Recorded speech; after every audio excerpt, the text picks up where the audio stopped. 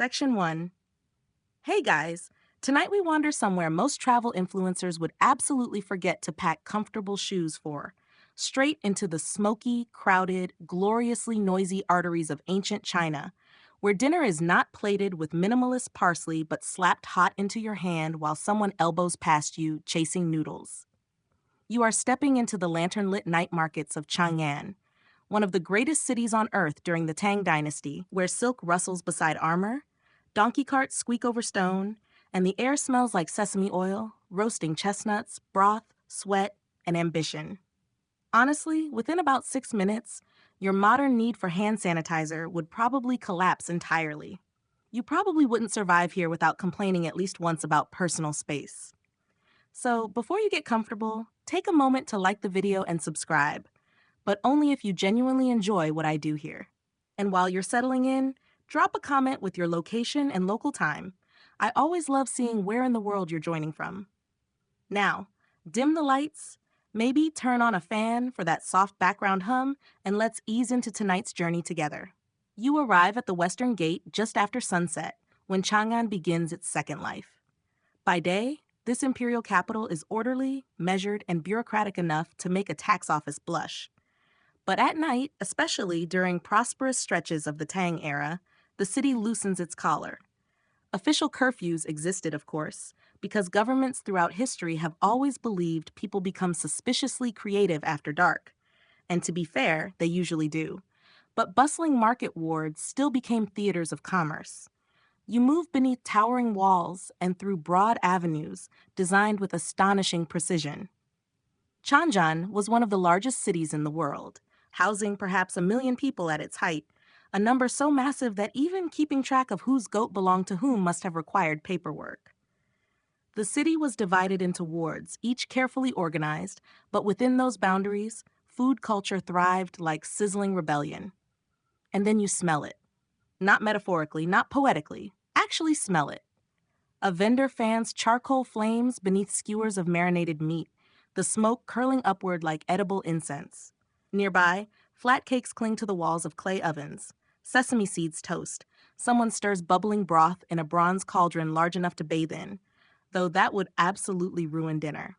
Street food in ancient China was not some side note to imperial cuisine. It was survival, convenience, pleasure, and urban identity.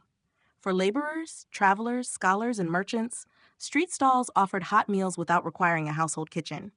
You, exhausted from walking over packed earth roads and trying not to get run over by a cart full of cabbage, are exactly the target audience. A boy darts past carrying steamed buns in bamboo baskets. Their scent is warm, yeasty, faintly sweet. Early forms of filled buns and steamed dough had already become deeply rooted, though historians still debate whether certain stuffed varieties we'd recognize today were widespread in exactly the same form during early Tang street markets. Historians are still debating whether these buns were closer to modern baozi or simpler mantou derivatives sold for convenience rather than culinary sophistication. Either way, your stomach does not care. You buy one. The dough is soft, slightly chewy, steaming enough to threaten the roof of your mouth, a timeless human mistake. Inside, minced meat, scallions, perhaps preserved vegetables depending on region and class. It's practical, portable, and deeply satisfying. Basically, the ancient equivalent of grabbing something from a convenience store, except with more soul and significantly less plastic. Nearby, wheat-based foods dominate northern streets more than rice, which surprises many modern diners who associate Chinese food broadly with rice bowls. In northern China, wheat was king. Noodles, buns, pancakes. This was flour country. The geography itself shaped your menu long before branding departments existed. You pass stalls selling hubing, sesame flatbread likely influenced by Central Asian culinary exchange through Silk Road networks. This is where Chang'an becomes especially fascinating. It was not merely Chinese, it was cosmopolitan.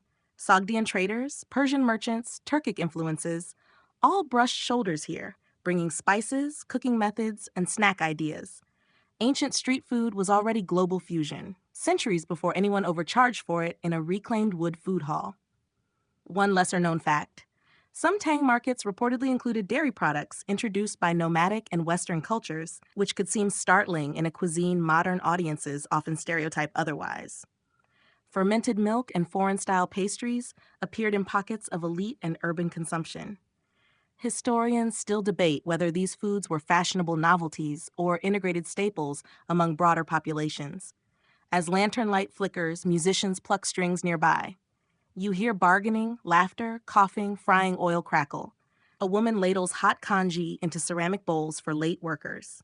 Rice porridge may sound humble, but in a city this enormous, it was comfort food with logistical genius. Cheap, digestible, endlessly variable.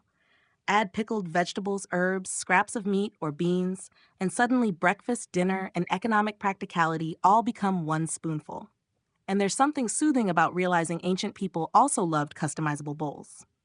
Human civilization really has always been one step away from saying, "Can I get extra toppings?" Food regulations existed too.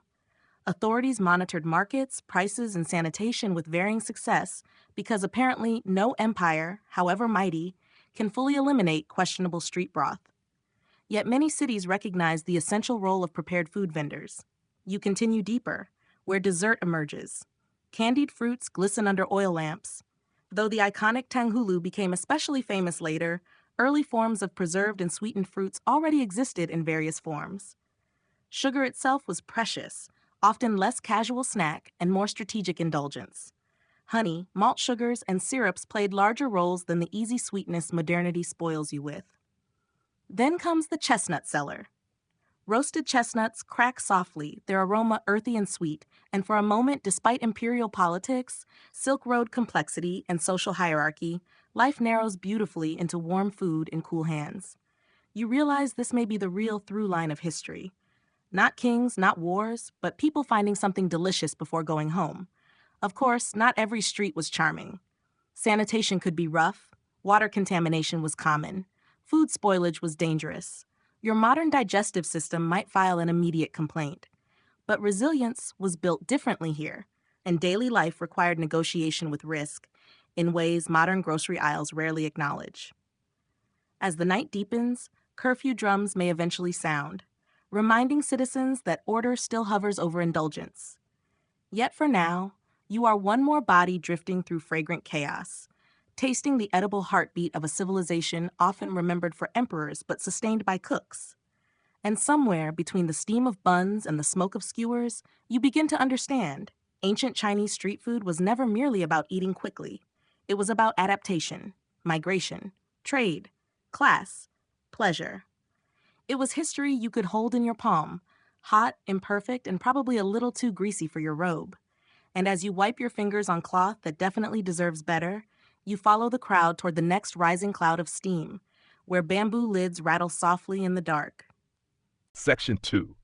That rattling bamboo lid ahead is less a kitchen tool and more a promise, one that hisses softly into the cool night air as steam escapes in fragrant bursts, carrying wheat, yeast, and savory fillings directly into your increasingly fragile self-control. You drift closer through the market crowd, weaving between scholars in layered robes, laborers with dust still clinging to their hems, and at least one suspiciously confident chicken who clearly believes this street belongs to him. Here, in the northern heartlands where wheat reigns supreme and rice politely waits its turn elsewhere, steamed dough is not merely food. It is architecture. Portable architecture. Soft, edible engineering designed to survive travel, military campaigns, and very impatient, hungry people. Before you sits a stack of bamboo steamers, each basket layered like a culinary pagoda. Lift one lid and there they are. Plump rounds of pale dough, some plain, some filled, all glistening with moisture. You recognize them instantly, or at least their descendants. Mantu, bow-like buns, early cousins of the fluffy staples that would one day spread across continents, frozen food aisles, and dim sum carts alike. Legend often credits Zhuge Liang from the Three Kingdoms era with inventing mantu, supposedly as a clever substitute for human head sacrifices during a military campaign. According to the tale, he shaped dough into head-like forms to appease river spirits instead of offering actual people, which frankly is both compassionate and deeply unsettling bakery branding. Historians are still debating whether this story reflects historical truth or later myth-making, But like many food legends, it says more about cultural imagination than precise culinary documentation. Regardless, by your time wandering these streets, steamed wheat buns are already central to life. You buy a plain mantou first, because understanding food history sometimes means starting with the basics rather than sprinting straight towards stuffed perfection. It's simple: flour, water, fermentation. Yet the texture is extraordinary, pillowy but substantial, slightly sweet from wheat itself, made to pair with stronger flavors or serve as affordable sustenance on its own. This is the food of workers, travelers, soldiers, and households alike. Cheap enough for broad use, adaptable enough for every class. Think of it as the ancient Chinese equivalent of bread rolls, except somehow more elegant, despite being sold beside a guy loudly negotiating fish prices. Then you graduate. A vendor slices open a bun and tucks inside minced lamb seasoned with scallions and aromatics, perhaps influenced by Central Asian tastes filtering through trade routes. Another offers fillings of pork, cabbage, or preserved greens. While the exact ubiquity of stuffed baozi varied by era and region, filled buns evolved through centuries of experimentation, practicality, and migration. Historians are still debating whether the fully developed street-style baozi familiar today were common in Tang urban food culture or became more standardized later. Still, the principle is there. Dough plus filling equals brilliance. You bite in, and hot juices immediately remind you that humanity has spent thousands of years underestimating steam burns. Nearby, steaming itself is a marvel worth appreciating. Bamboo steamers allow condensation to escape without drenching the dough, preserving texture in a way surprisingly sophisticated for technology that looks deceptively simple. Ancient Chinese culinary innovation often excelled through elegant practicality rather than flashy spectacle. You're not watching molecular gastronomy. You're watching centuries of refined, this works, don't mess it up. And because this is a street, not a palace, speed matters. Customers queue quickly. Steam cooks multiple layers at once. Fuel is conserved. Food stays warm. This is urban efficiency before assembly lines. If modern fast food had more bamboo and fewer logos, it might feel something like this. Not all buns are equal, of course. Wealthier districts may offer finer flour, richer fillings, more elaborate seasoning. Poorer vendors prioritize affordability. Some buns may lean dense and functional, less culinary revelation. And more, please stop my stomach from declaring war. One little known fact: in various dynastic periods, wheat foods like steamed buns became especially important as northern agricultural systems expanded and milling technology improved distribution. Food wasn't just cuisine, it was infrastructure. Flour production, transport, taxation, and fuel access all shaped what ended up in your hand. And then there are the breakfast sellers. Though you're here by night, you hear stories of dawn streets where buns vanish by sunrise, sold to officials rushing to duty, children clutching coins, and workers preparing for long days. Street food in ancient China was not merely nocturnal indulgence, it formed daily rhythms. The social beauty here lies in shared appetite. Rich or poor, scholar or porter, everyone understands steam rising from fresh dough. There's comfort in that. Civilization may stratify people endlessly, but hunger remains gloriously democratic. A nearby grandmother sells sweeter variations, perhaps brushed with syrup or paired with bean paste. Red bean fillings, though more famously refined later in some forms, trace long-standing traditions of legumes meeting sweetness in practical, nourishing ways.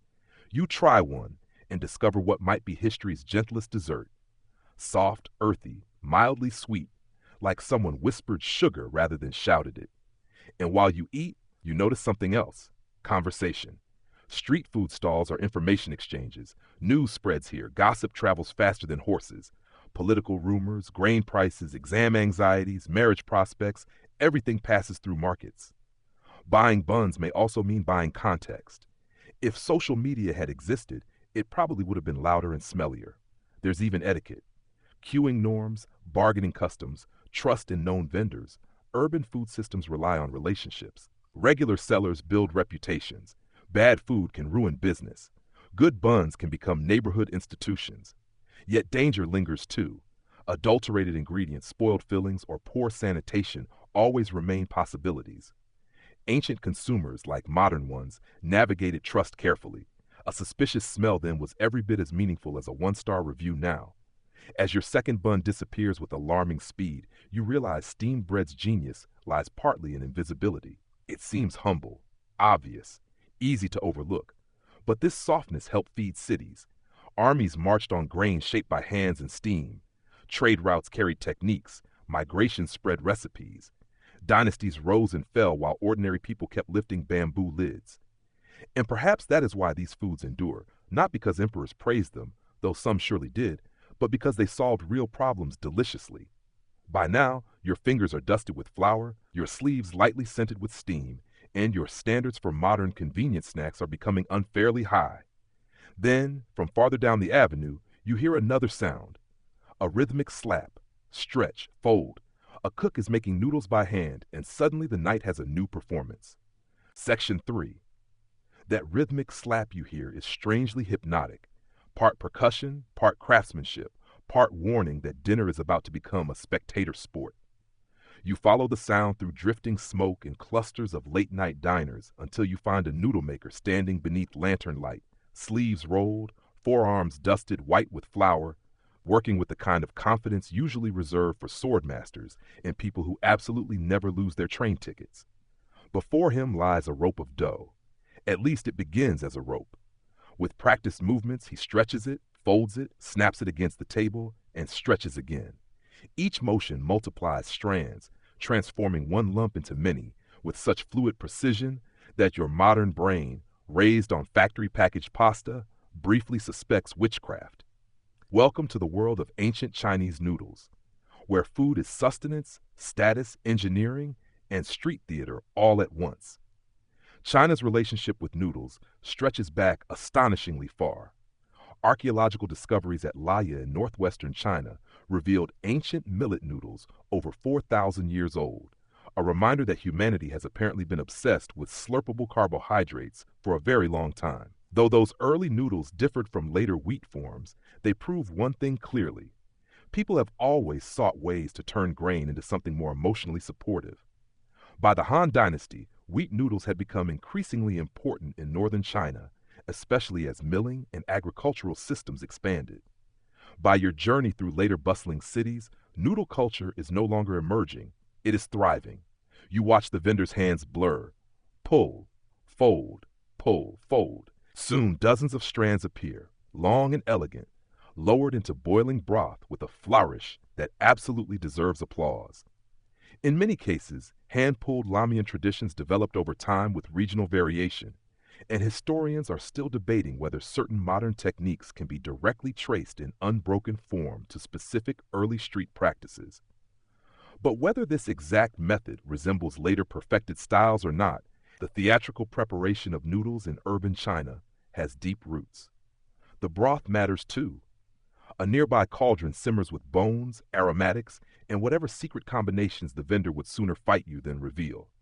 Steam rises rich with scallion, garlic, perhaps star anise depending on era and trade access. Animal fats shimmer across the surface. You realize immediately that this is not delicate wellness cuisine.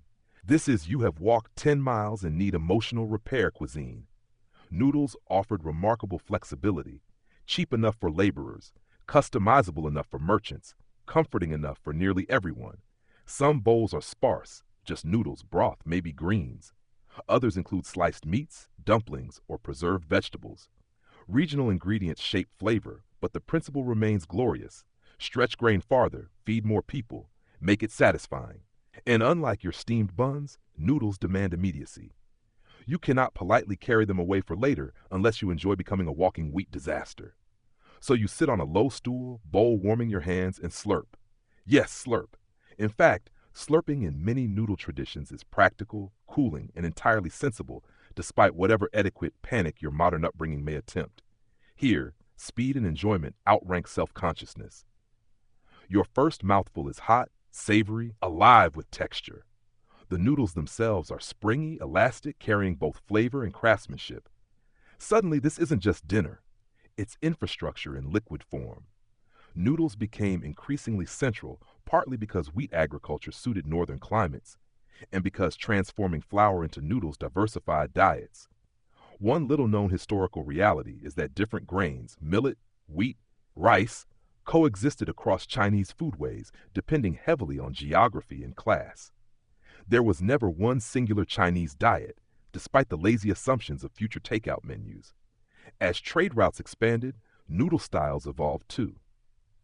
Some scholars argue that Chinese noodle traditions may have influenced or intersected with broader Eurasian food developments through migration and exchange, though food origin debates can become surprisingly dramatic. Historians are still debating whether noodles spread westward from China in direct culinary lineages or developed more independently across regions. Honestly, humans arguing over who invented noodles may be one of history's tastiest territorial disputes. Street noodle stalls also solved urban timing problems. Long workdays meant not everyone cooked at home.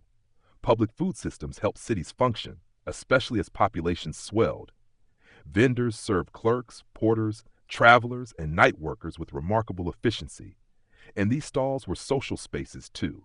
You overhear debates about imperial exams, complaints about taxes, someone insisting his cousin definitely could have passed the military selection if not for unfortunate ankle circumstances.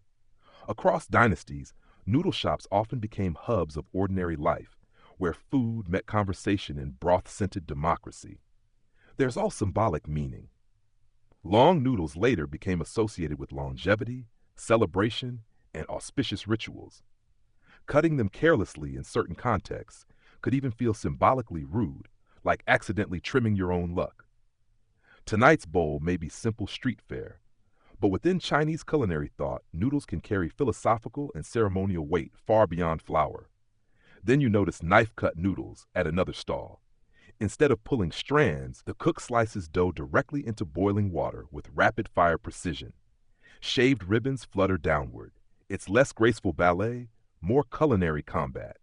Northern regions especially cultivated varied noodle forms, proving once again that if humans have dough, they will absolutely find multiple dramatic ways to weaponize it against hunger. A rare and curious fact. Some historical records suggest noodles were not always considered low-status food. Depending on preparation, ingredients, and context, wheat dishes could range from humble street staples to refined cuisine.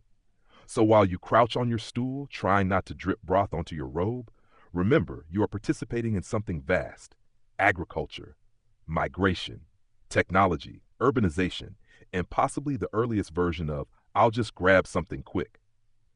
By now, your bowl is nearly empty, except for broth rich enough to inspire poor decisions. You finish it because wasting flavor this good would feel morally questionable. Then, wiping your mouth, you glance farther down the lane. A sharp, sour, deeply funky smell cuts through the warm wheat and meat like an ambush. Something fermented is waiting, and your nose is about to have a very complicated evening. Section 4. That smell reaches you before the stall itself does. Sharp, earthy, fermented, and so startlingly assertive that for one brief moment your survival instinct suggests turning around. It rolls through the night market like an invisible challenge, weaving past roast meats and fresh dough with the confidence of something that knows exactly how divisive it is. This, you realize, is not a food trying to please everyone. This is a food making a statement. You round the corner and find clay jars, wooden tubs, hanging curds, bubbling crocks, and vendors who look entirely unbothered by your uncertainty. Welcome to the pungent, protein-rich, endlessly inventive world of ancient Chinese soy foods, where the humble soybean becomes tofu, doujiang, fermented paste, and enough culinary transformations to make your modern refrigerator look emotionally underachieving.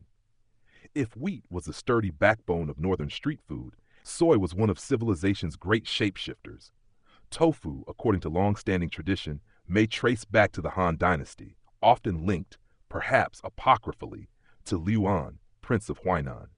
Historians are still debating whether Liu An truly invented tofu or whether the story simply attached a famous name to a gradual culinary innovation. Either way, by later dynasties, tofu had become deeply embedded in Chinese diets, offering affordable protein, remarkable versatility, and enough textural possibilities to keep cooks creatively dangerous. Tonight you encounter it in several forms. Fresh tofu first. A vendor slices trembling white blocks from large basins, their surfaces silky and delicate, somewhere between custard and cloud if clouds had nutritional value. Warm tofu can be served with soy sauce, scallions, perhaps sesame or pickled vegetables. It's subtle, soothing, and unexpectedly elegant, like discovering minimalism in a marketplace full of shouting. Then comes doojang, soy milk. Served hot, often slightly savory or lightly sweet depending region and custom, it is breakfast comfort and practicality in liquid form. You sip cautiously, expecting modern carton familiarity, but this is earthier, fresher, more alive somehow. It tastes like agriculture itself learned manners. One lesser known fact, soy processing represented extraordinary food science long before laboratories branded protein trends. Soaking, grinding, heating, coagulating, these methods required experimentation and regional adaptation over centuries. Ancient cooks were biochemical innovators, though admittedly with fewer TED Talks. And then, because history enjoys emotional plot twists, you meet fermentation. Fermented bean curds, soy pastes, salted sauces, strong aromas. Some smell rich and savory. Others smell like your sandals may never emotionally recover. Fermentation allowed preservation, flavor concentration, and nutritional transformation. In a world without refrigeration, this mattered enormously. It also meant Chinese culinary traditions developed profound relationships with umami long before that term existed. Salted bean pastes and fermented products became flavor foundations, helping humble ingredients taste layered and satisfying.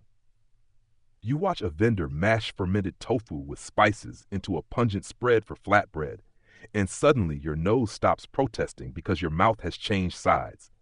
This complexity reflects a larger truth. Ancient street food was not simplistic peasant fare. It often showcased astonishing technical sophistication born from necessity. Soy foods also intersected with religion and philosophy. Buddhist vegetarian practices, particularly in certain periods and communities, encouraged tofu and plant-based creativity. Mock meats crafted from bean products eventually developed impressive nuance. You are witnessing not merely protein substitution, but culinary adaptation shaped by ethics, economy, and innovation. Nearby, a pot of dufu now, soft tofu pudding, quivers gently.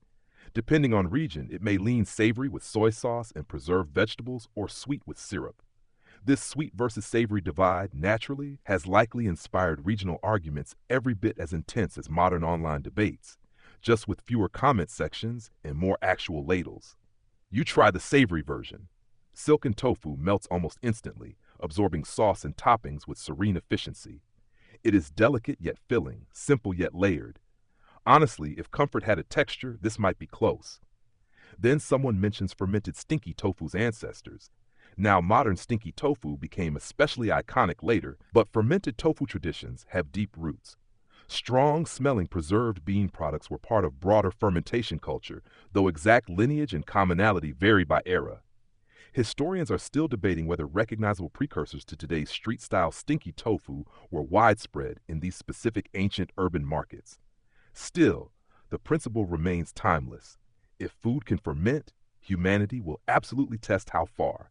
And somehow, despite the aroma's initial threat level, these foods endure because taste often triumphs over first impressions.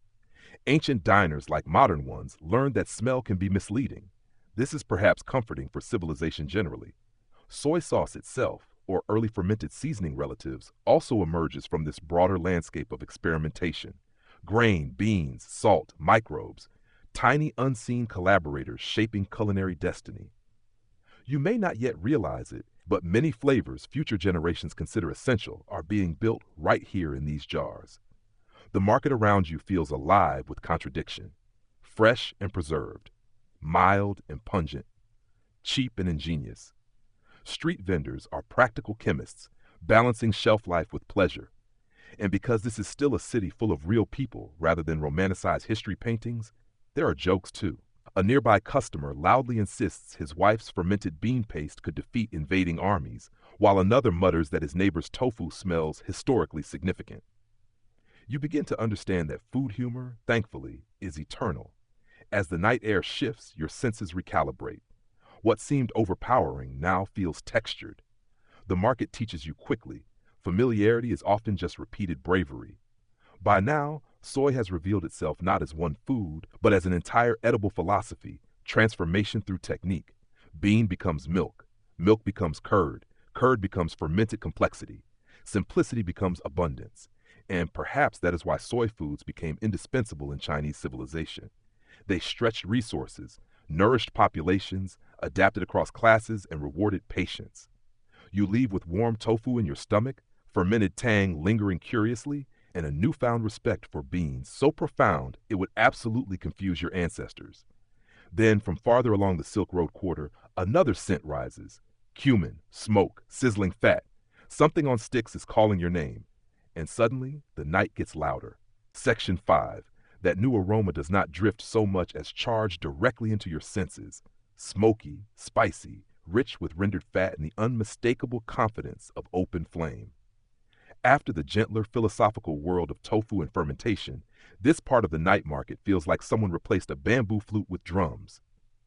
You follow the scent into one of Chang'an's most fascinating spaces, the multicultural arteries shaped by Silk Road exchange, where traders, migrants, soldiers, and cooks from distant lands transform street food into edible diplomacy. And there, over charcoal braziers glowing like little city suns, meat turns on skewers, not delicately, not ceremonially, just gloriously. This is where ancient Chinese street food reveals one of its boldest truths. It was never isolated. Chinese cuisine, especially in cosmopolitan capitals like Tang Chang'an, absorbed influences from Central Asia, Persia, Turkic regions, and beyond. Food traveled with merchants more reliably than political harmony ever did. You stand before vendors grilling chunks of lamb dusted with spices that would feel familiar to many modern street food lovers. Cumin, perhaps coriander, maybe pepper, depending access and era. The scent is extraordinary. If previous stalls whispered, this one absolutely shouts.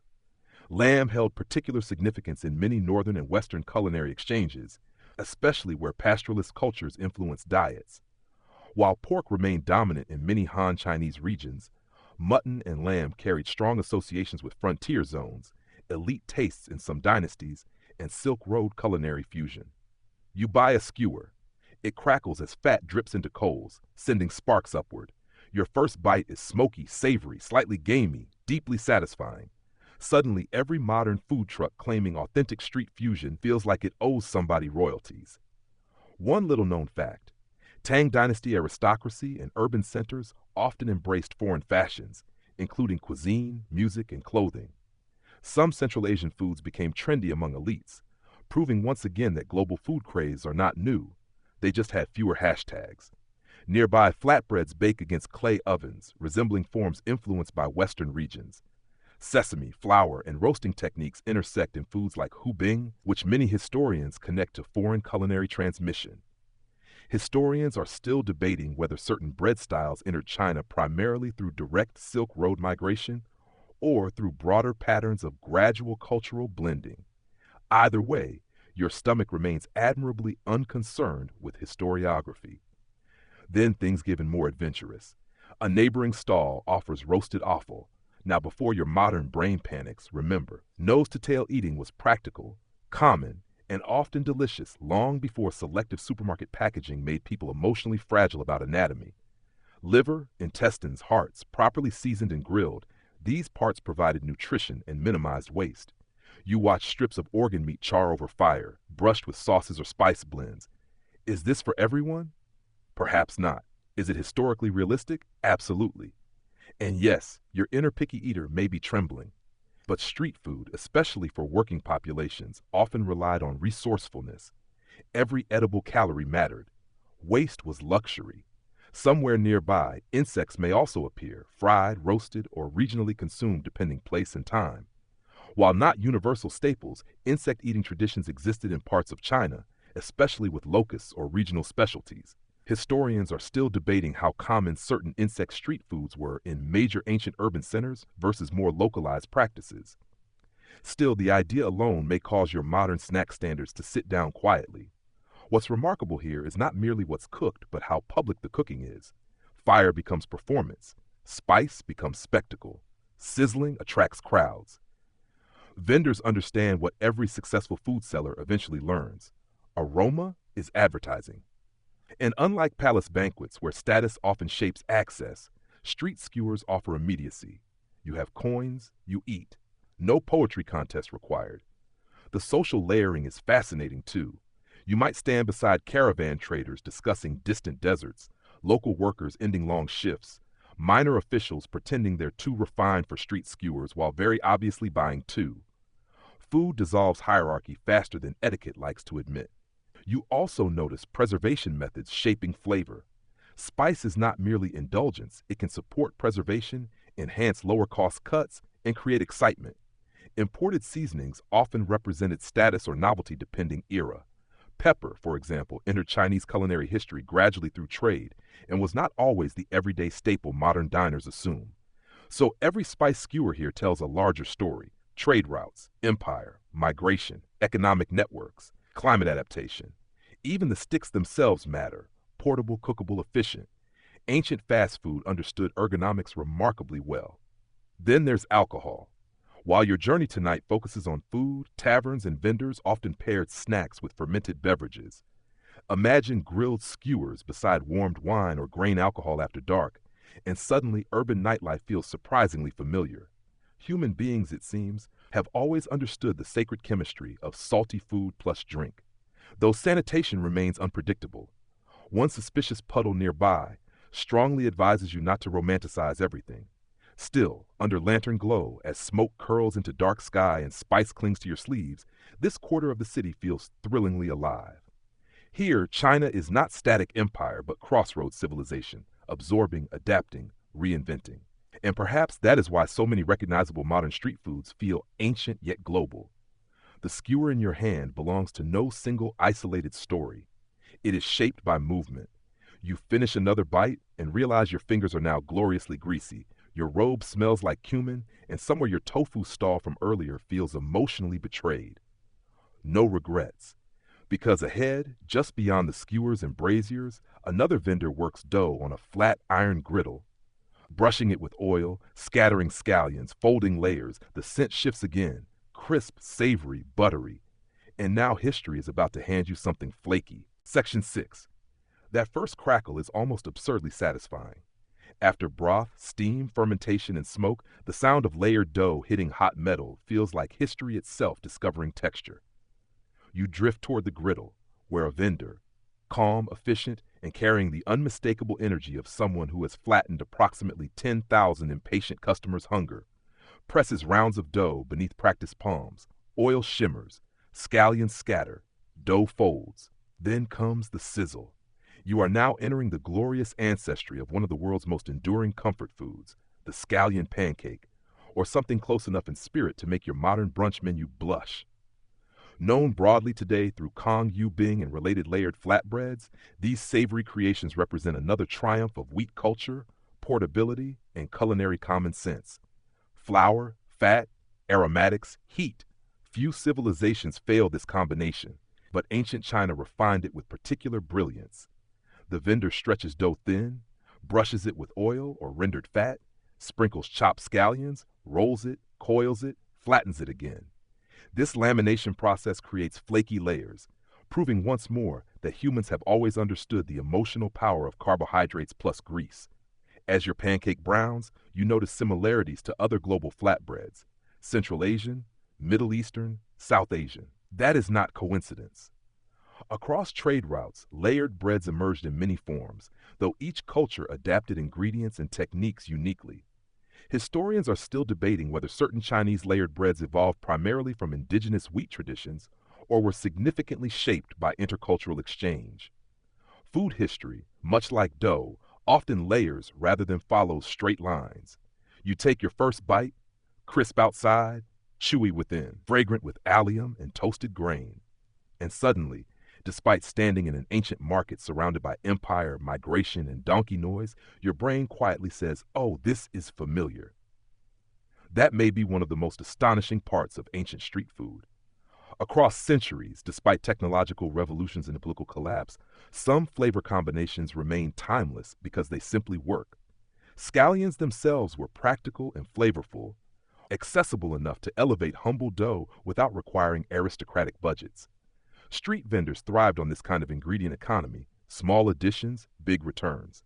One lesser-known reality: Chinese street breads likely varied enormously by region, social class, and fuel access. Pan-fried goods required oil, griddles, and grain resources, meaning local economics shaped availability. Not every pancake was equal. Some were luxurious with sesame or richer fats, others were leaner, more utilitarian. Still, layered breads fit urban life beautifully.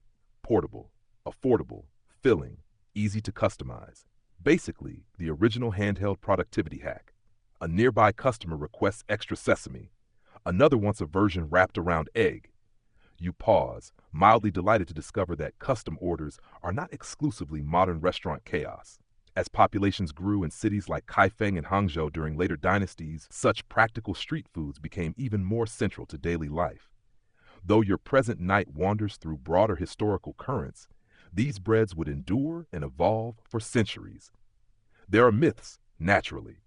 One famous modern folktale claims Italian pizza may somehow descend from Marco Polo, bringing Chinese scallion pancakes westward.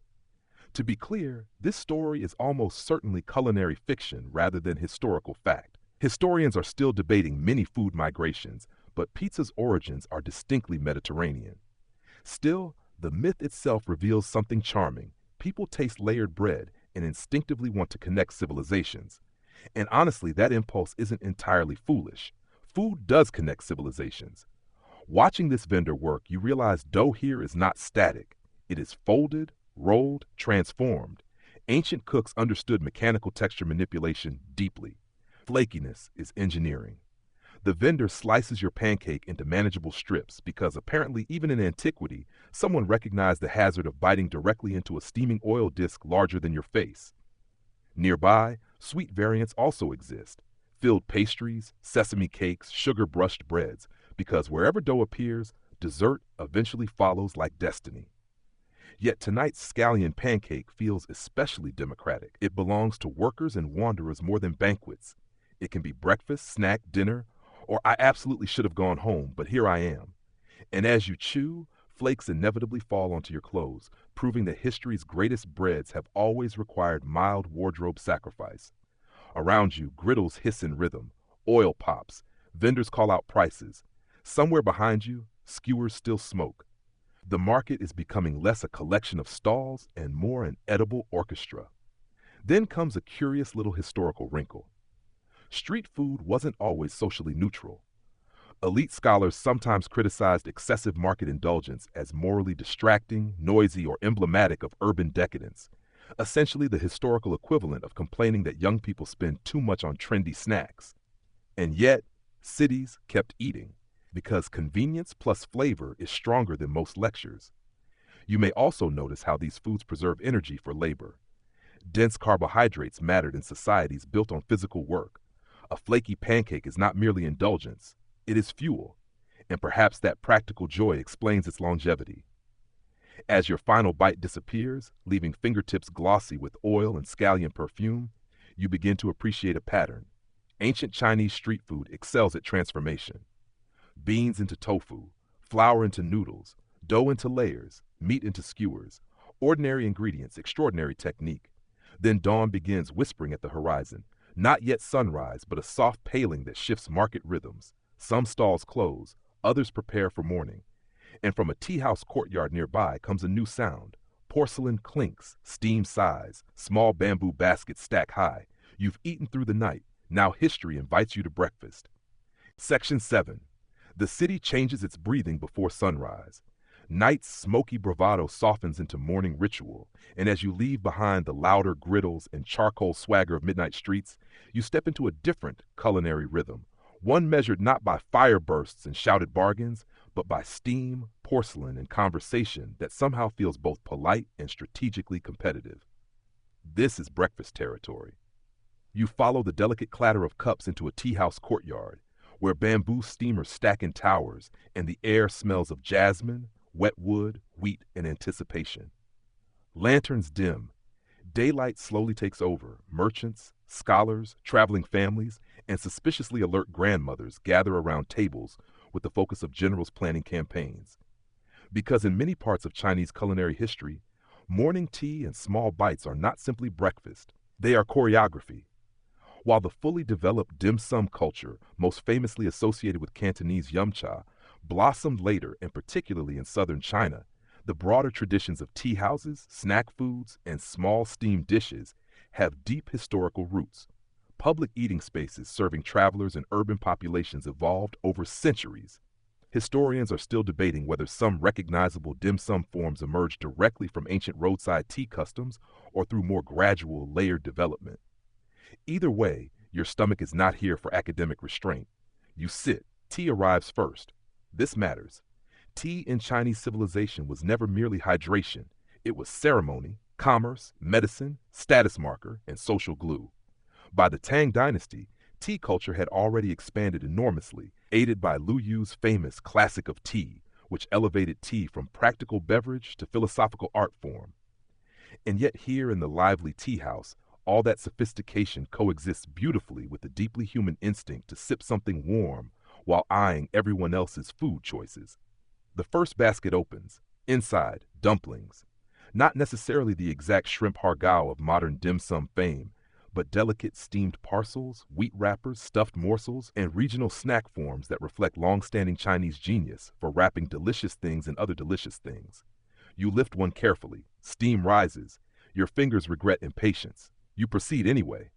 Inside may be minced meat, vegetables, mushrooms, or combinations shaped by region and economy. Small portions encourage variety. This is culinary strategy disguised as moderation. One lesser-known truth. Small plate food cultures often thrive where travel, commerce, and communal dining intersect. Inns, tea stops, and market centers encourage foods that were shareable, quick, and diverse. Eating socially became not just nourishment, but information exchange. You quickly realize breakfast here is not solitary fuel. It is theater. Tables negotiate over who gets the last dumpling with the intensity of border diplomacy. Tea is poured for elders. News is exchanged. Business begins before your second basket. And then come buns again, but smaller, more delicate perhaps. Maybe sweet bean, maybe savory fillings. You're starting to understand that Chinese food history is less about isolated inventions and more about endless regional reinterpretation. Dough never retires, it simply changes outfits. Nearby, rice rolls or soft-grained dishes may appear in certain southern trajectories, though exact regional timing varies. What matters most is this.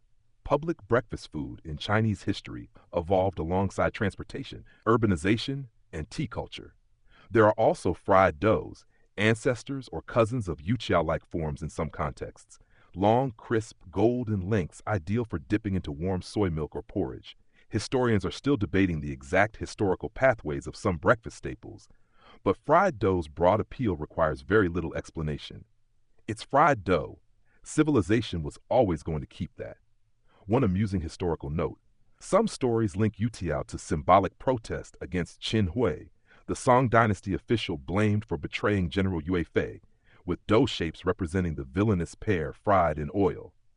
Like many food legends, this tale may be more folklore than origin fact, but it demonstrates how food often absorbs political memory in deliciously petty ways. Imagine being hated so long, people snack on your symbolic downfall. Breakfast also reveals class distinctions more subtly than grand feasts. Fine teas, refined pastries, and elegant settings may mark wealth, while simpler congee, buns, or pancakes sustain laborers. Yet all participate in broader systems of public nourishment. You sip tea between bites, and suddenly the sensory balance becomes clear. Rich food, hot liquid, conversation, pause. This is not rushed commuter breakfast eaten while losing a battle with public transit. This is communal pacing, and perhaps that is why tea houses became cultural institutions. They fed bodies, yes, but also relationships, negotiations, and routines. Tea itself carried medicinal assumptions too. Digestive aid, balancing properties, social refinement, all brewed together. In a civilization deeply attentive to food's bodily effects, breakfast was not random. Outside, street sellers continue their own morning rush. Sesame cakes, porridges, noodles, buns. The city now feeds a different tempo. Workers beginning shifts, officials preparing duties, children learning commerce before arithmetic. And still, through all this, one constant remains: steam. Steam rises from baskets, bowls, cups, and pots like a quiet visual language of sustenance. You realize steam may be one of ancient China's greatest urban symbols, not dramatic like banners, but more essential. Then someone at the next table unwraps a sweet treat. Candied fruit glints in early light. Sugar catches sunrise. The savory world gently parts. And just like that, breakfast gives way to temptation. because even ancient mornings apparently had room for dessert. Section 8. That glint catches your eye the way all dangerous sweetness does, subtle at first, then impossible to ignore. After savory steam, soothing tea, and dumplings delicate enough to inspire emotional dependence, the morning market now offers something brighter, sharper, almost playful. A vendor stands near the street edge holding skewers upright like jewel-toned banners, each stick threaded with fruit lacquered in hardened syrup that flashes gold red beneath the waking sun. You are looking at sweetness in public. And in much of ancient life, that mattered, because sugar, unlike flour or soy, was not always casual. Long before convenience stores made candy an impulsive checkout mistake, sweetness was precious, strategic, and often socially revealing. Here in the evolving tapestry of Chinese street food, sweet snacks represent both indulgence and technological cleverness. You approach the stall. The fruit, perhaps hawthorn, plum, jujube, or other regional possibilities depending era and availability, is coated in syrup and cooled into a glassy shell. The most iconic modern image would be tanghulu, especially associated with northern China, though forms and historical specifics evolved over time. Historians are still debating exactly when skewered candied hawthorn became standardized in recognizable modern fashion, but preserved fruits and sugar work certainly held long-standing culinary roots. The principle, however, is ancient and brilliant. Take tart fruit, add concentrated sweetness, create contrast, delight humanity. You bite. First comes crack, then sharp sweetness, then fruit acidity. Your brain, despite being separated from this market by centuries of food industrialization, instantly understands. This is snack engineering, and unlike richer pastries or banquet desserts, candied fruit is mobile. Portable sweetness matters in urban environments. You can walk, gossip, flirt, or avoid tax collectors while eating it.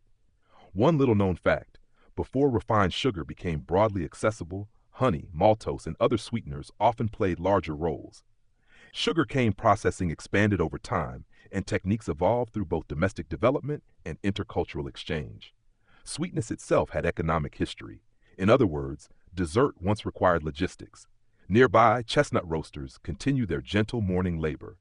Roasted chestnuts, nuts, and seeds often served as affordable sweet-adjacent snacks. Nutritious, warming, and practical. You buy a handful and discover yet again that ancient snack culture understood seasonal comfort better than many modern vending machines. Then comes sesame sweets.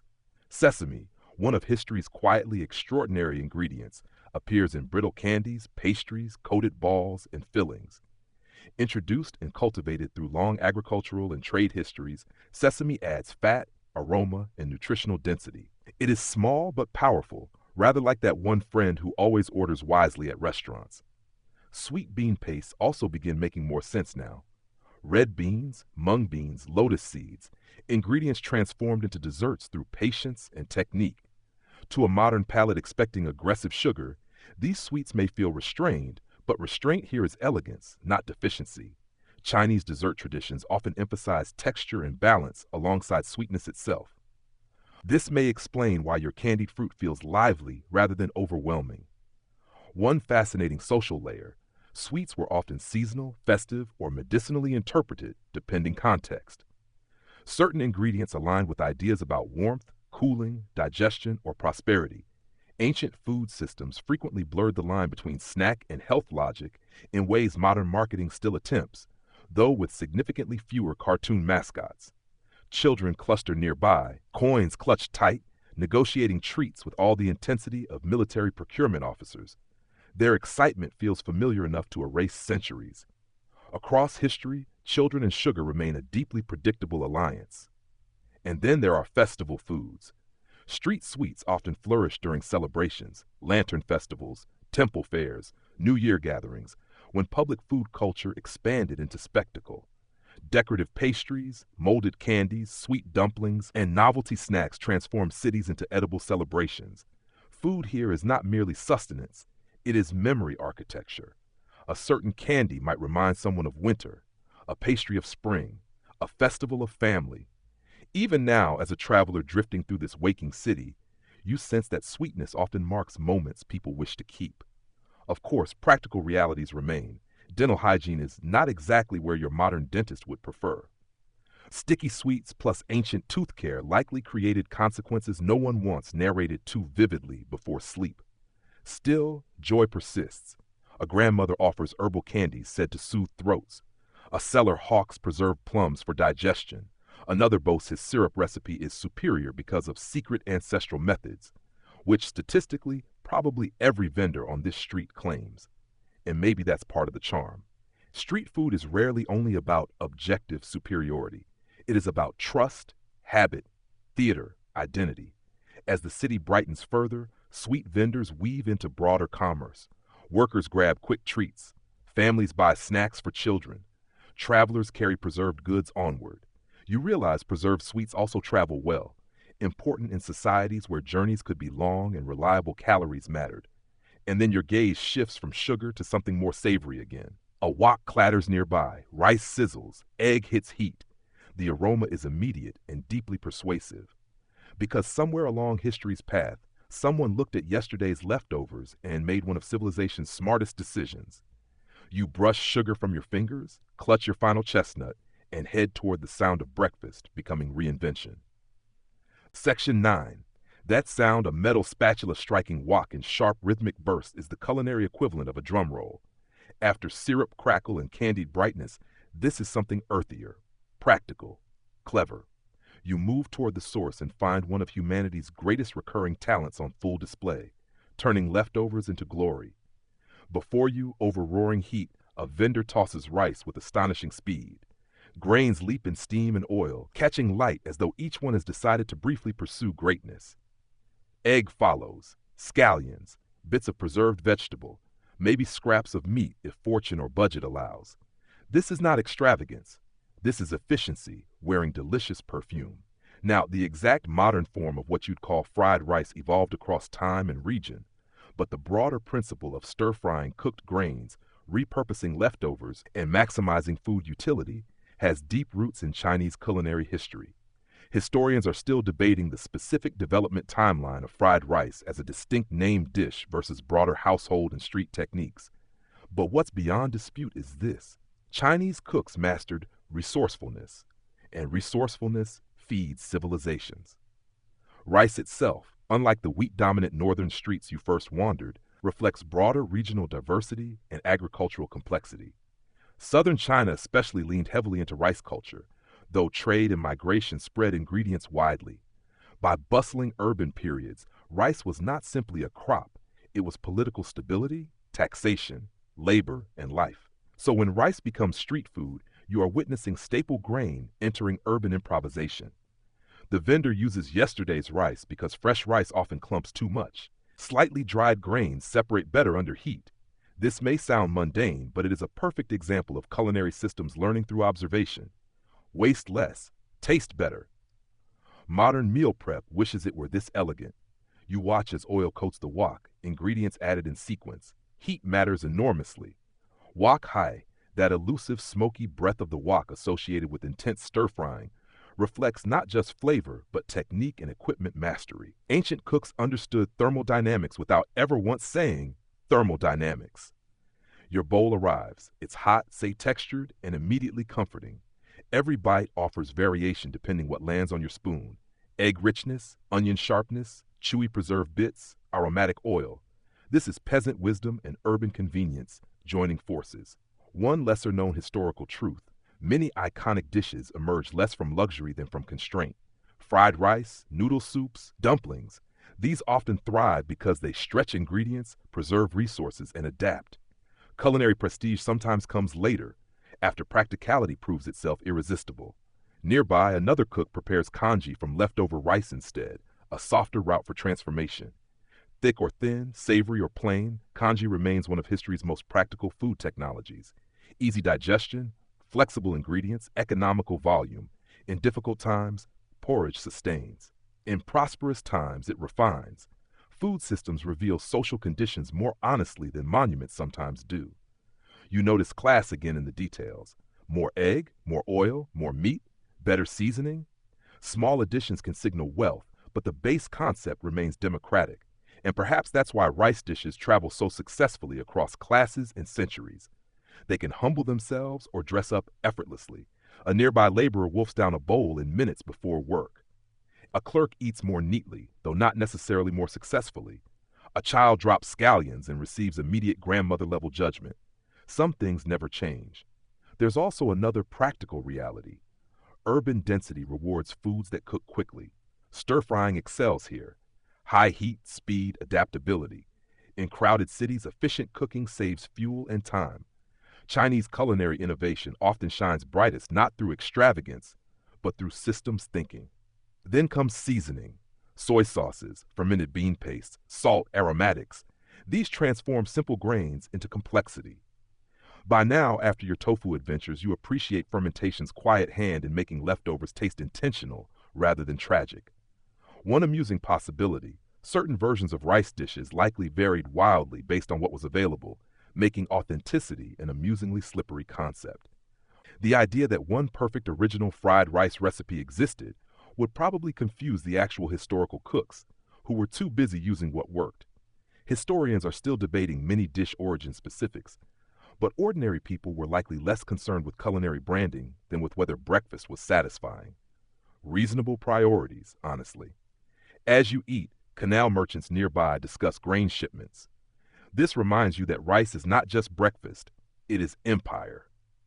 Grain distribution shaped dynastic legitimacy. Famine threatened stability. Transport systems mattered enormously. Your bowl, humble as it seems, exists because agriculture, storage, and logistics functioned.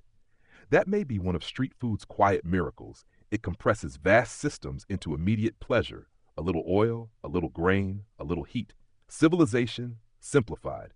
And because no successful street food ecosystem stops at one grain trick, you also glimpse rice cakes, stuffed rice parcels, and portable rice snacks in nearby baskets.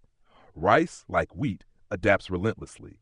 By your final bite, you realize you are eating not leftovers, but transformation itself. Yesterday's meal becomes today's opportunity. That philosophy, frankly, may be more nourishing than the rice. Then, from beyond the street corner comes a different sound entirely. Water lapping wood, voices over cargo, boatmen calling. The city's appetite, it seems, does not end on land. Because now you are heading toward canals, the great arteries where food, people, and flavor drift together. Section 10. The streets gradually loosen their grip as stone gives way to damp wood, rope, and river mist. You follow the sound of creaking barges and shouted prices until the city opens onto water, broad canals vein through like liquid highways. Here, the market doesn't end. It floats. Welcome to one of ancient China's greatest logistical masterpieces. The waterways and canal systems that fed cities, moved empires, and accidentally created some truly exceptional snack opportunities. If the night market was a lung and the breakfast street a heartbeat, the canal is circulation itself. You step onto weathered planks slick with moisture, trying not to immediately embarrass yourself by slipping into history. Boats crowd the banks, loaded with grain, salt, ceramics, tea, spices, vegetables, fish, and enough bureaucracy to sustain generations of scribes. The Grand Canal, especially in later dynasties like Sui, Tang, Song, and beyond, became one of the most important transportation systems in the world, connecting north and south through astonishing engineering. And where trade gathers, food evolves. Boatmen need meals, porters need fuel, merchants need convenience, travelers need something hot that won't ruin them before docking. So canal-side food becomes its own culinary ecosystem. You smell fish first, freshwater fish, river shrimp, eel, shellfish. Waterways naturally shape menus. Vendors squat beside steaming pots, frying pans, and portable braziers, transforming local catches into soups, skewers, dumplings, and savory cakes. Unlike the wheat-heavy streets farther north, canal cuisines often reveal stronger rice traditions and aquatic abundance. A woman sells fish congee from a rocking boat kitchen, somehow balancing ladle and vessel with more grace than most modern people manage carrying coffee. The porridge is silky, fragrant with ginger and herbs, nourishing enough to settle weary stomachs after long travel. One little-known truth: canal systems didn't just move ingredients, they spread taste preferences. Regional specialties encountered new audiences, creating culinary hybridization long before globalization became a business buzzword. You are basically watching fusion cuisine happen by barge. A nearby vendor grills river fish brushed with fermented sauces. Another sells stuffed rice parcels wrapped in leaves for portability. Leaf wrapping preserves moisture, protects food, and creates edible convenience packaging centuries before anyone invented plastic waste. Human ingenuity occasionally deserves applause. Then come noodles again, but different. Regional broth styles shift with ingredients available through trade and local ecology. Southern noodles may differ from northern forms not just in flavor, but grain base, toppings, and culinary assumptions. Historians are still debating how rapidly certain regional food traditions spread along canal systems versus remaining locally distinct despite increased transport. But one thing is certain: movement changes food. Boat kitchens themselves are marvels of adaptation. Space is tight, fuel is precious, storage matters. Cooking must balance speed, stability, and preservation. Imagine running a restaurant in constant mild motion while surrounded by cargo schedules and weather threats. Suddenly, your own kitchen feels suspiciously forgiving. You notice preserved foods everywhere: salted fish, pickled vegetables, dried tofu, fermented sauces. Canal life rewards shelf stability. This practical reality shapes taste profoundly. Salt and fermentation are not merely flavor, they are transportation strategy. And then there are floating snack sellers. Small craft drift between larger vessels offering buns, tea, skewers, fruit, sweets. Ancient convenience delivery, essentially. No app required. Just shouting. Honestly, it may be more efficient than some modern delivery windows. One particularly clever snack catches your eye: sesame-coated rice cakes, portable and energy-dense, ideal for laborers hauling goods. Food on the canal often prioritizes calories, durability, and ease, but never entirely abandons pleasure. Because even hauling imperial grain quotas apparently feels better with snacks. You overhear accents from distant provinces. Dialects mingle. Recipes travel with migrants and merchants. A spice from one region appears in another. A preparation method crosses class lines. Canal food becomes edible evidence that China, vast as it is, continuously negotiates internal diversity. This matters historically. Empires are often imagined through emperors, but practical integration frequently happens through roads, rivers, and recipes. A rare but fascinating fact: grain tribute transported via canal systems was so vital that disruptions could threaten political stability. Feeding capitals depended on these arteries. So the humble bowl you eat by the dock exists partly because statecraft, engineering, and weather cooperated. No pressure.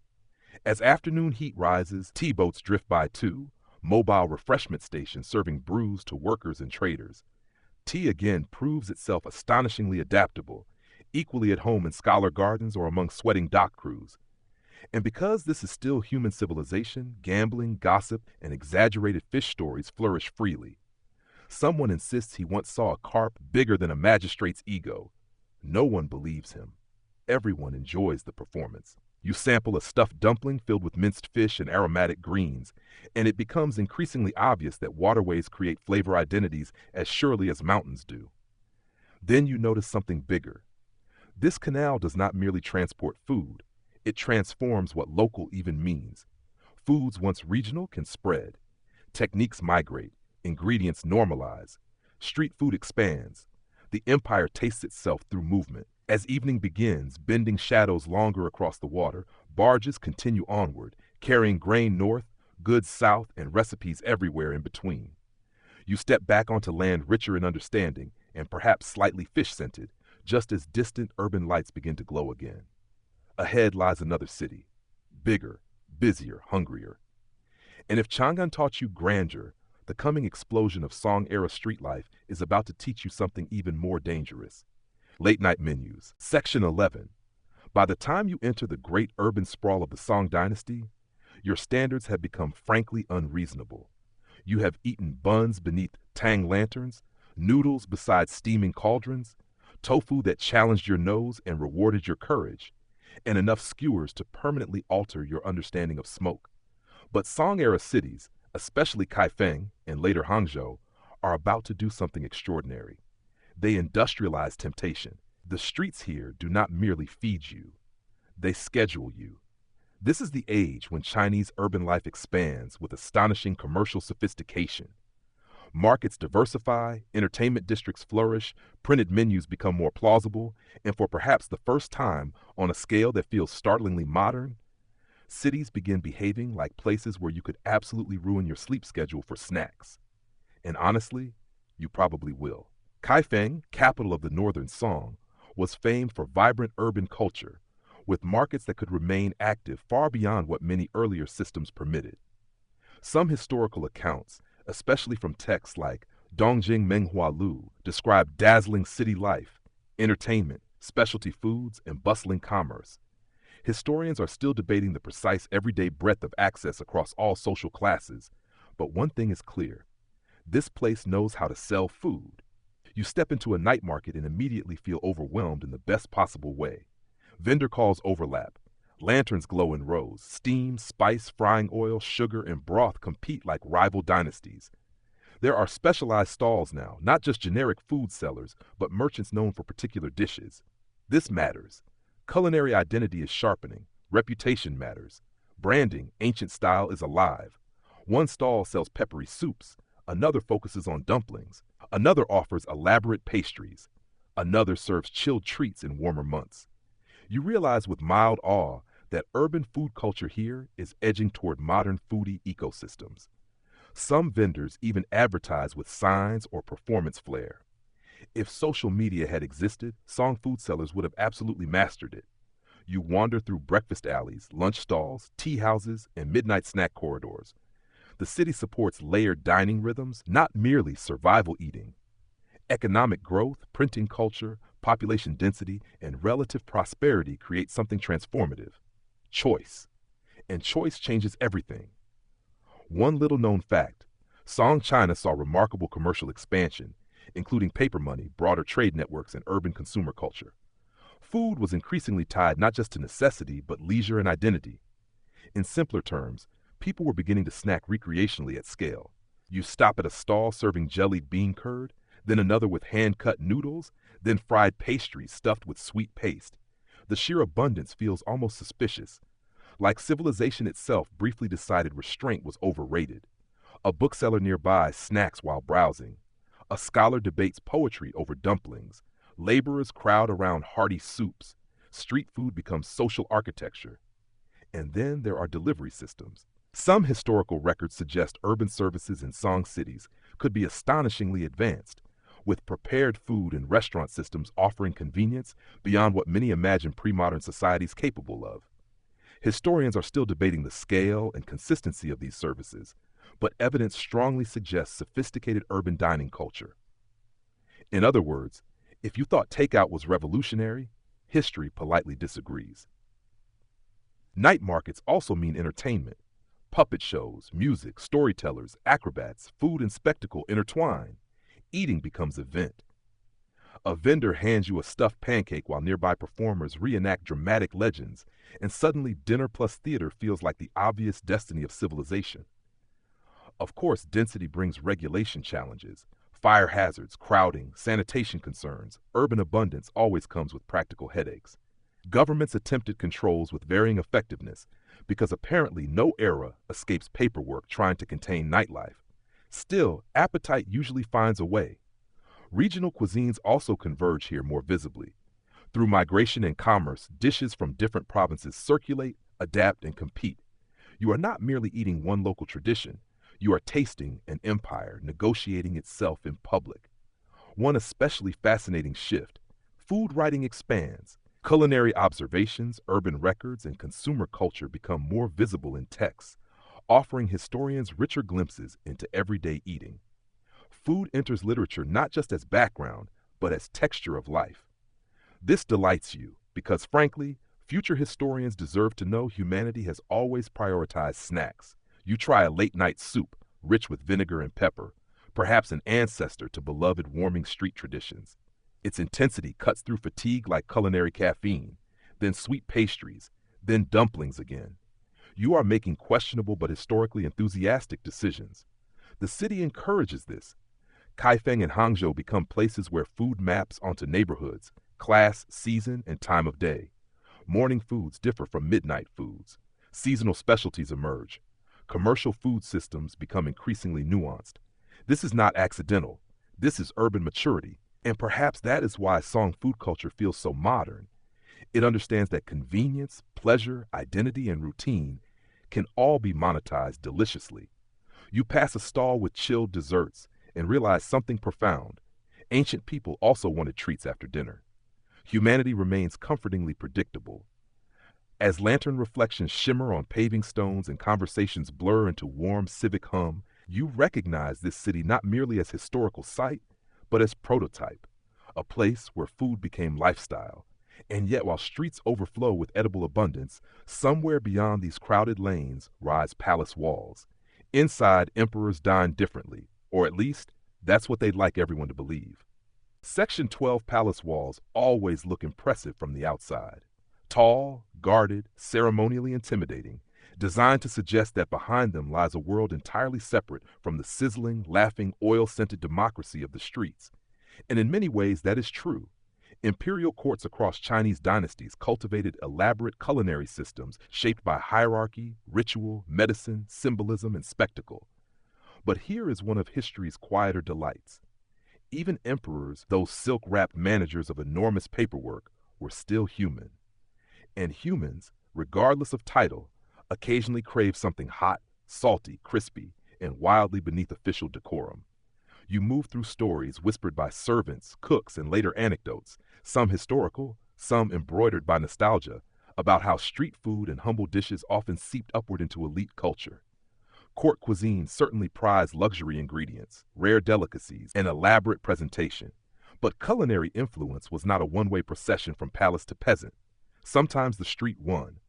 This happened partly because many court cooks did not emerge from abstract divine kitchens. They came from real culinary traditions, regional practices, and practical food systems. Imperial cuisine often absorbed local specialties, adapting them into refined forms while preserving recognizable roots. A dumpling may gain finesse, a pancake may gain elegance, a soup may gain ceremony, but at its heart, flavor remains stubbornly democratic. One famous example across broader Chinese food history is how regional dishes, from noodles to buns to roast meats, could move through social layers, eventually becoming court favorites or aristocratic indulgences in altered forms. Historians are still debating the exact pathways certain foods took from common streets into imperial menus, but culinary cross-pollination is undeniable. You imagine a court official, after enduring 6 consecutive hours of ritual and bureaucracy, secretly longing not for jeweled banquet towers, but for the equivalent of a well-made scallion pancake. Honestly, relatable. Court records often emphasize dietary governance too. Imperial meals could be influenced by traditional Chinese medicine principles, balancing hot and cold, seasonal appropriateness, digestion, vitality. Food was politics, health strategy, and cosmic order all at once. Street food, by contrast, often prioritized immediacy, and perhaps that contrast explains the occasional allure. A lesser-known reality: emperors sometimes traveled, inspected regions, or encountered local specialties beyond palace walls. Such encounters could elevate provincial dishes into broader fame.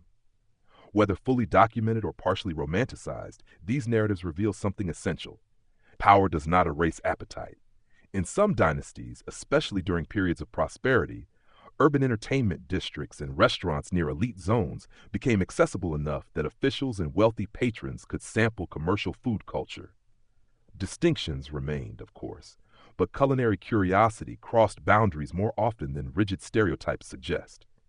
You hear tales of pastries first beloved by ordinary people becoming refined tea snacks, noodle dishes elevated through broth complexity, roasted meats adapted for banquet tables. Even dim sum-like small dishes would later demonstrate how public food traditions could evolve into celebrated culinary artistry. And then there are imperial cravings. Chinese folklore and anecdotal storytelling love the notion that rulers occasionally adored humble foods, porridge, buns, noodles, street snacks, because simplicity can comfort even the most overmanaged life. Historians are still debating many such stories, separating myth from truth, but their persistence reveals cultural values. People like believing rulers occasionally appreciated normal pleasures.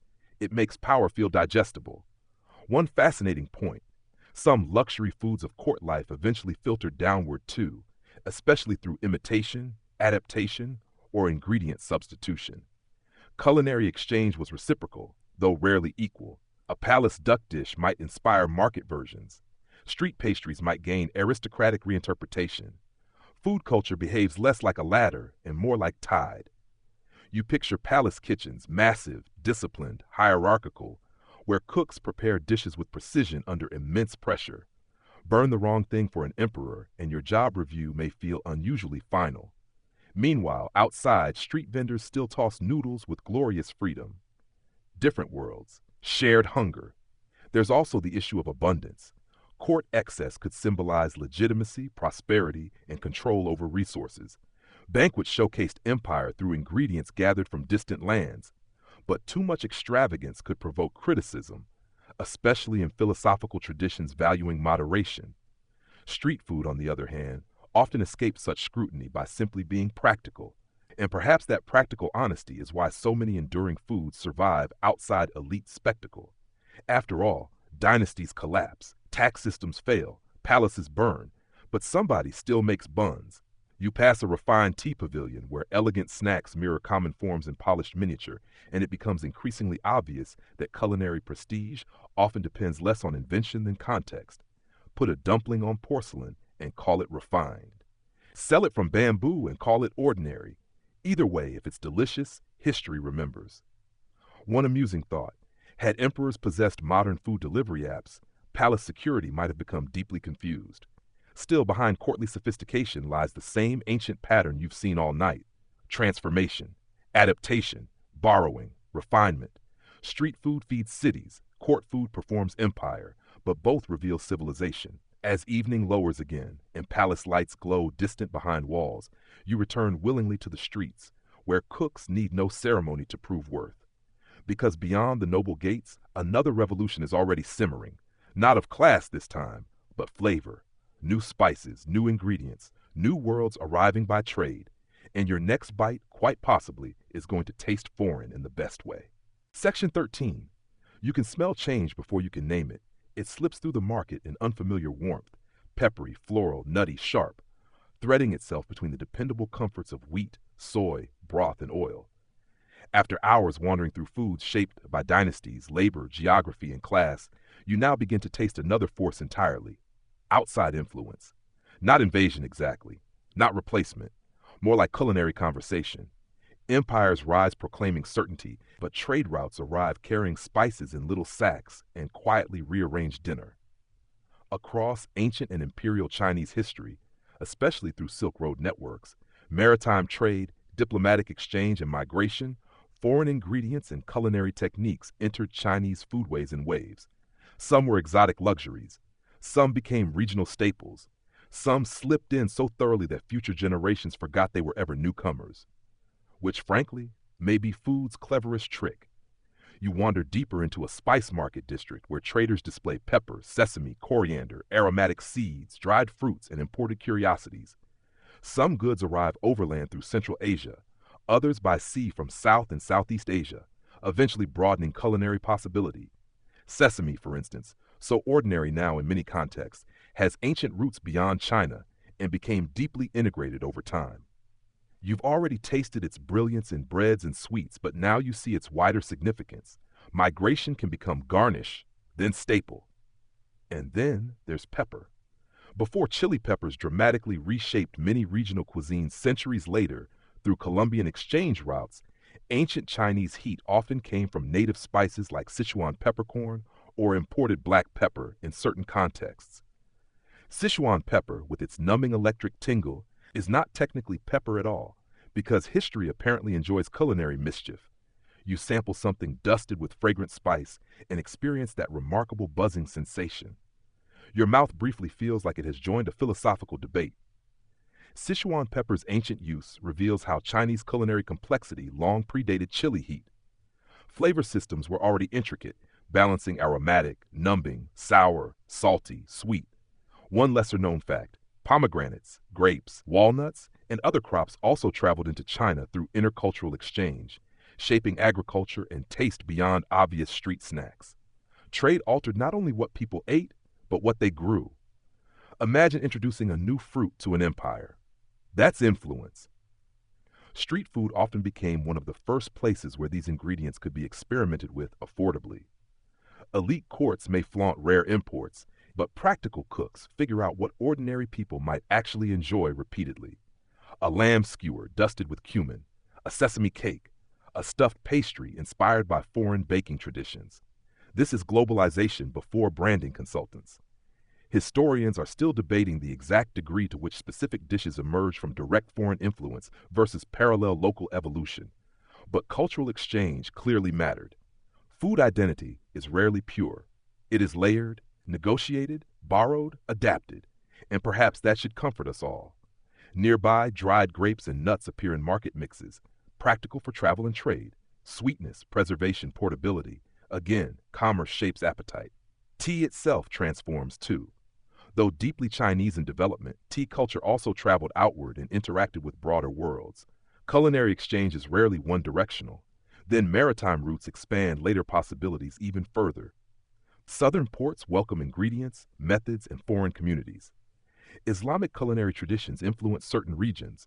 New breads, halal cooking practices, and spice preferences contribute to diverse local foodways.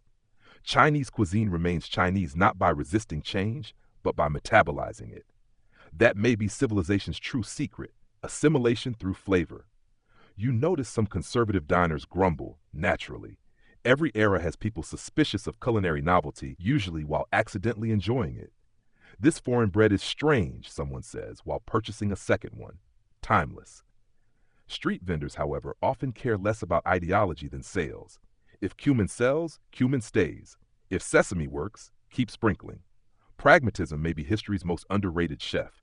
A curious side note, sugar refinement techniques and agricultural knowledge also shifted over centuries, influenced by internal innovation and outside contact. Sweetness, spice, preservation, all evolved through movement. And so, wandering these fragrant streets, you begin to recognize that traditional cuisine is often simply successful adaptation, repeated long enough to feel inevitable. The market around you is alive with this process. Old grains, new seasonings, ancient methods, imported ideas. Not chaos, synthesis. You buy a pastry, unlike the buns from earlier. Its spice profile is broader, perhaps richer, its texture hinting at techniques shaped by movement across deserts and ports. One bite and you realize history does not merely preserve, it experiments.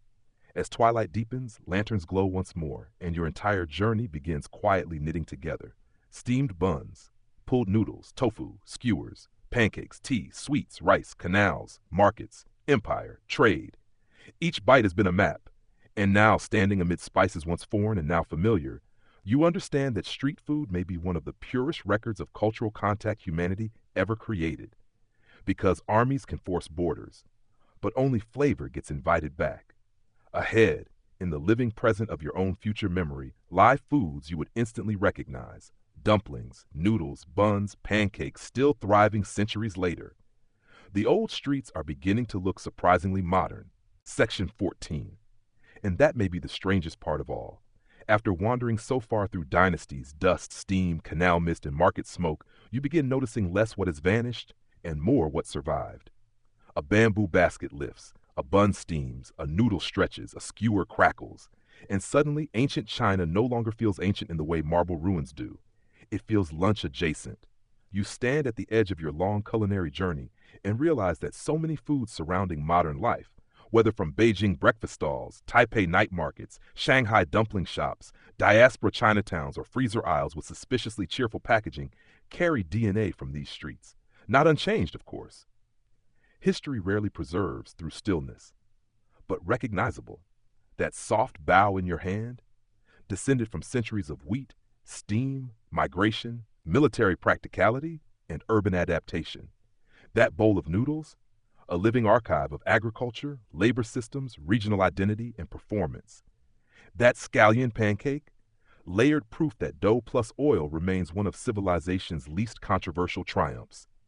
Street food survives because it solves recurring human problems. You are hungry, you are busy, you have limited money, you still want joy. Ancient vendors understood this as deeply as any modern entrepreneur. Take dumplings, jiaozi, wontons, buns, stuffed pastries. These forms have evolved dramatically, but the principle of wrapping nourishment inside dough remains profoundly stable. Portable, preservable, customizable. Dumplings are less a single invention than an enduring strategy. Historians are still debating exact timelines for many specific dish forms, but broad continuities are undeniable. Food changes shape while preserving logic. And then there are noodles, perhaps among history's most emotionally resilient foods. Hand-pulled, knife-cut, wheat, rice, broth, dry, spicy, mild. Modern noodle diversity reflects thousands of years of regional specialization and adaptation. Even instant noodles, in their own mildly chaotic way, inherit a civilization-scale affection for convenient slurpability. You may never look at convenience cups the same way again. Chinese diaspora communities further transformed these foods globally. Migration carried recipes outward, where they adapted to new ingredients, labor realities, and local tastes. Bao became bao in one place, buns in another, fusion in another still. Authenticity, you begin to suspect, is often less about purity than lineage plus adaptation. One fascinating modern irony. Many foods once considered humble street fare now appear in luxury restaurants with poetic descriptions and dramatically higher prices. Ancient vendor, hot pancake. Modern menu, artisanal layered wheat medallion with aromatic allium infusion. Same ancestors, different rent. And yet, despite commercialization, the street remains powerful. Night markets still thrive. Morning tea still gathers families. Skewers still tempt. Soy still transforms. Rice still reinvents. This endurance says something profound about food memory.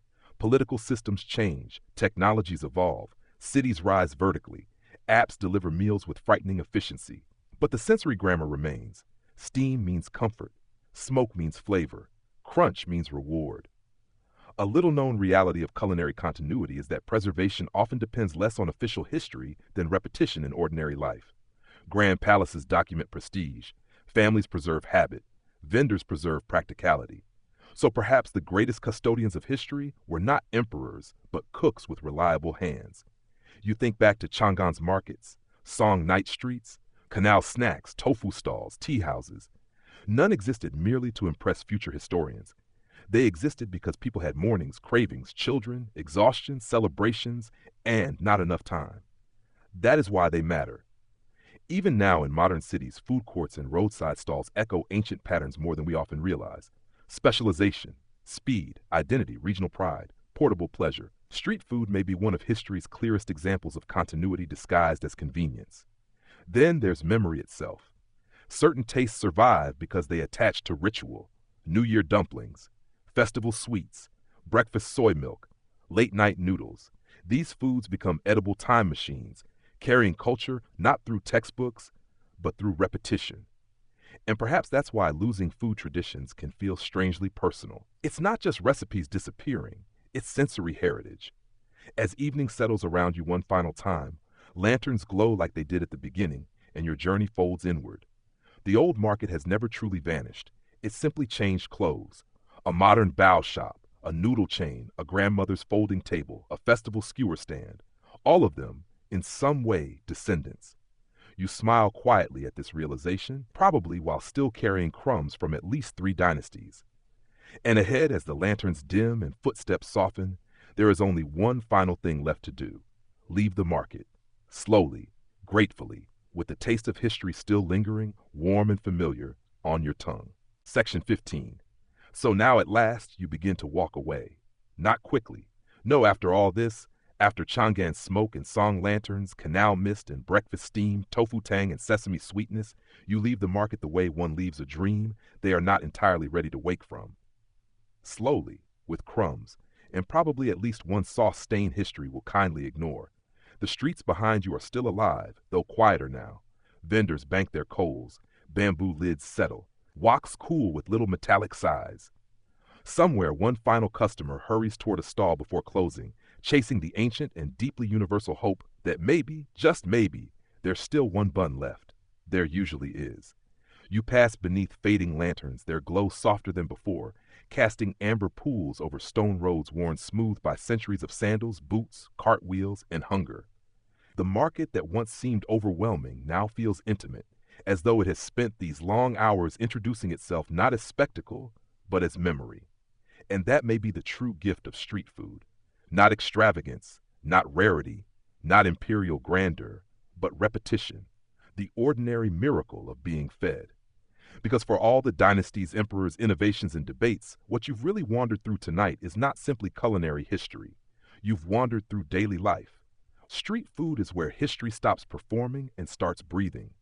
It is where laborers ate before dawn, where children begged for sweets, where merchants traded gossip over noodles, where travelers tasted unfamiliar provinces, where foreign spices became local habits, where leftovers became art, where survival became pleasure. Empires may record wars in bronze and silk, but ordinary people often leave their truest legacy in broth. You think back to that first steamed bun, warm in your hand beneath Tang lanterns. At the time, it felt like a snack. Now it feels like an opening sentence. From there came noodles stretching like edible mathematics, tofu proving transformation, skewers carrying Silk Road smoke, pancakes folded into flaky resilience, tea houses choreographing mourning, sweets preserving joy, rice resurrecting leftovers, canals moving flavor, song cities commercializing appetite, palaces borrowing from commoners, and spices whispering of distant horizons. Every bite was a chapter, and together they told a larger story. Civilization is built not only by rulers or armies, but by cooks, farmers, traders, grandmothers, hungry workers, wandering children, and those marvelous stubborn souls willing to stand over heat all day so someone else can eat well for a few coins. Perhaps that is why food history feels so grounding. It reminds you that beneath titles, borders, philosophies, and centuries, people remain astonishingly similar. They crave warmth, convenience, flavor, comfort, connection, and occasionally something crispy. Historians are still debating countless details: who invented which dish, where techniques first emerged, how influences spread. But maybe the deeper truth matters more. Food survives because people keep choosing it, again and again and again. A recipe repeated becomes tradition. A tradition shared becomes culture. A culture carried forward becomes identity. So as you leave these ancient streets, you are not really leaving at all. You carry them. In every future dumpling, every bowl of noodles, every sesame pastry from a busy stall, every morning tea, every late night skewer, every soft cloud of steam rising when bamboo opens. The old market travels surprisingly well, and now the city grows gentler. The loud bargaining fades first, then the clatter of bowls, then the hiss of oil. Your footsteps soften. Cool night air brushes away the heavier scents, leaving only faint traces of charcoal, sweet syrup, and flour. Above, the sky stretches calm and dark, vast over tiled roofs and sleeping courtyards. Somewhere behind shuttered stalls, dough is already being prepared for tomorrow. Beans are soaking, broth is simmering low, rice is waiting, because morning always returns, and with it, hunger. That continuity feels soothing now. No matter how large history becomes, someone will still wake before dawn to make breakfast. You breathe in once more, slower this time. The market no longer asks you to taste everything. It simply lingers, warm, golden, patient, like the memory of a place that fed you well and asks nothing more. Your thoughts, once busy as crowded streets, begin to drift like steam into cooler air. Lanterns dim, voices blur, footsteps fade. And somewhere, in that soft distance between memory and sleep, ancient China streets remain, forever glowing, forever fragrant, forever offering one more bowl, one more bun, one more quiet reminder that history was always human. So you can rest now. The vendors will return tomorrow. The noodles will stretch again. The tea will pour again. The coals will glow again. And for tonight, you've walked far enough. Let the market fold gently into darkness. Let the lanterns go out one by one. Let the last whisper of sesame and smoke dissolve into stillness and sleep. Open quote, open quote, open quote, end of script. Sweet dreams. Close quote, close quote, close quote.